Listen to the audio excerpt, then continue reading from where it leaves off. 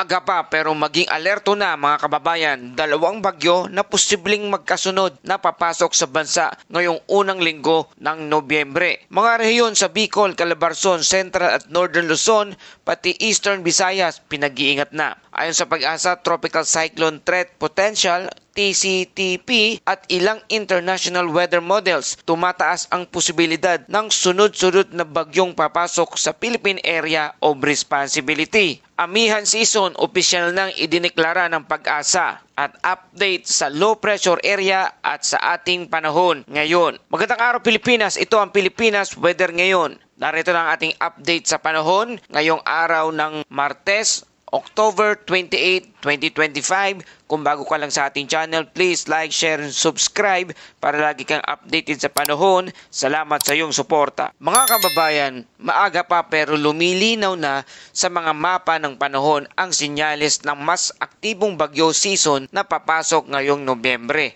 Ayon sa Tropical Cyclone Threat Potential ng DOST Pag-asa, pati na rin sa GFS o Global Forecast System FNV3 or Google DeepMind Weather Model at ang ECMWF o European Center for Medium Range Weather Forecast Model, dalawang tropical system ang posibleng mabuo sa silangang bahagi ng Philippine Sea sa pagitan ng November 2 hanggang November 14. Ang una ay maaring tawagin nating Bagyong Tino, ay posibleng mabuo at tumawid sa bahagi ng Bicol Region, Calabarzon at Visayas. Ang kasunod naman ay posibleng maging isang Bagyong Uwan, ay inaasahang susunod na tatawid at mag-recurve malapit sa northern at extreme northern Luzon sa bandang November 12 to November 14. Sa ngayon, nasa low potential pa lang ang tsansa na mabuo ng unang bagyo pero kapansin-pansin ang consistency ng mga model nitong nakaraang 4 na araw.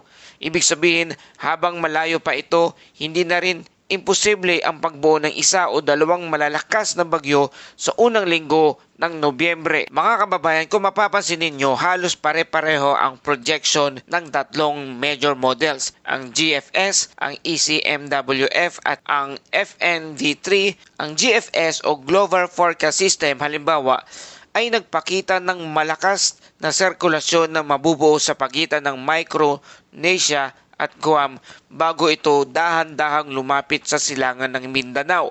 Samantala, ang ECMFW naman mas agresibo ang pinakita na posibleng typhoon strength bago pa man pumasok sa Philippine Area of Responsibility. Pero tandaan mga kababayan, nag-update ang mga weather models kada 6 na oras. Ibig sabihin, pwedeng magbago lahat mula direksyon hanggang lakas ng hangin. Kaya kung mga kumakalat na post na Super Typhoon Tino, hindi po totoo yan. Forecast pa lang at ang forecast ay hindi katotohanan kundi gabayan lamang tayo. Huwag tayo magpanik pero huwag din maging kampante. Ang mahalaga ay handa tayo makinig sa mga opisyal na ahensya gaya ng Pag-asa at hindi nagpapakalat ng mga maling impormasyon. Samantala, habang nakatutok ang pansin sa potensyal na bagyo, may mga localized thunderstorm at convergence zone na patuloy na nagdulot ng ulan sa Visayas at Mindanao. Dahil dito, malawakang pagbaha ang naranasan sa ilang bahagi ng Aklan kung saan lubog na sa tubig baha ang ilang kabahayan at kalsada.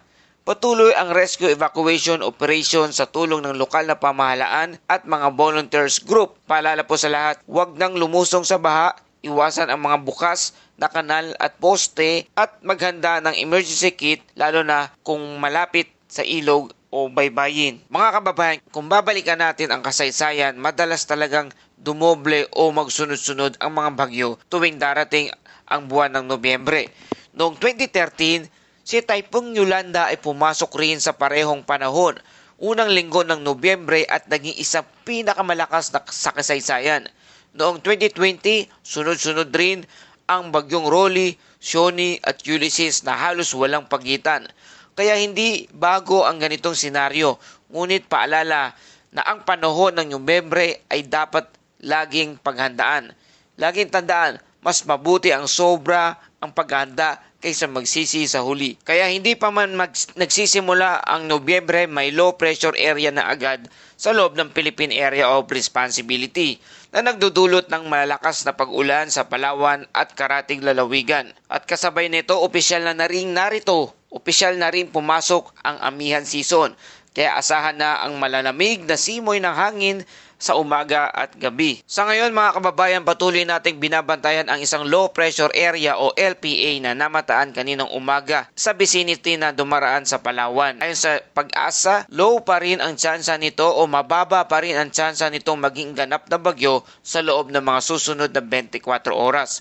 Pero kahit mababa ang tsansa ng pagdevelop, mataas naman ang posibilidad ng malakas na ulan lalo na sa Palawan, Occidental Mindoro at Oriental Mindoro. Kaya mga kababayan, sa Palawan, kahit hindi pa ito bagyo, huwag maliitin ang LPA o low pressure area. Madalas mas malaki pa ang pinsala ng mga ulan nito dahil mahaba ang epekto. Ilang araw na tuloy-tuloy na ulan at madalas ay sa gabi pa bumubuhas ito. Kaya narito ang ating rainfall outlook ngayong araw. 50 to 100 mm o dami ng ulan sa Palawan, mas mataas sa mga bulubunduking lugar at may posibleng flash flood at landslide sa mga nabanggit na bahagi ng lugar. Kaya kung nasa mababang lugar o tabing ilog ka, doble ingat po kayo. Lalo na sa mga barangay na dati nang binabaha, mas mainam na maghanda bago pa lumakas ang ulan. At narito ang taya ng panahon sa iba't ibang panig ng bansa sa mga susunod na 24 oras. Sa Palawan, Occidental at Oriental Mindoro, maulap na kalangitan na may kalat-kalat na ulan at thunderstorm dahil sa low pressure area. Mag-ingat sa posibleng pagbaha at pagguho ng lupa. Sa Cagayan, Isabela at Aurora, maulap din na kalangitan na may kalat-kalat na ulan dahil sa shear line. Posible rin ang flash flood at landslide sa mga bundok. Sa Batanes at Babuyan Islands, maulap na kalangitan na may pag-ulan dala ng northeast monsoon o amihan. Asahan ang malamig na simoy ng hangin at alon na aabot hanggang 3.7 meters. Sa Western Visayas at Negros Island Region, Zamboanga Peninsula at BARMM, bahagyang maulap hanggang maulap na kalangitan na may paminsan-minsang thunderstorm dahil naman ito sa ITCZ o Intertropical Convergence Zone. Sa Metro Manila at sa nalalabing bahagi ng bansa, bahagyang maulap hanggang maulap na kalangitan na may mga isolated rain shower dahil sa easterlies naman ito. Mag-ingat pa rin sa mga biglaang buos ng ulan na pwedeng magdulot ng flash flood. Mga kababayan, kung mapapansin ninyo, halos buong bansa ay maulan. Ibig sabihin, iba-iba nga lang ang dahilan. Kaya kahit wala pang bagyo, tuloy pa rin ang pag-ulan lalo't na't sabay-sabay ang LPA o low pressure area, ITCZ o Intertropical Convergence Zone at amihan. Parang tatlong magkakaibang sabay-sabay na nagbakasyon sa ating bansa. Lahat yan ay mayroong ambag sa patuloy na pag-uulan dito sa ating bansa. Mga kababayan, opisyal na ngang narit ang hanging amihan season. Ayon sa Pag-asa, sa nakalipas na mga araw ay lumakas ang high pressure area sa East Asia na nagdulot ng pagbugso ng malamig na hangin sa Northern Luzon. Nakikita na rin natin ang pagtaas ng atmospheric pressure at paglamig ng paligid. Mga senyales ng onset ng northeast monsoon. Baka sa ilang natin mga kababayan dyan, ramdam na siguro ninyo yan, lalo na sa mga taga Baguio at Tugigaraw. Yung tipong sa umaga gusto mo nang magkape habang may ambon. Pero huwag din kalimutan, kasama ng malamig na hangin ang mga alon at shear line.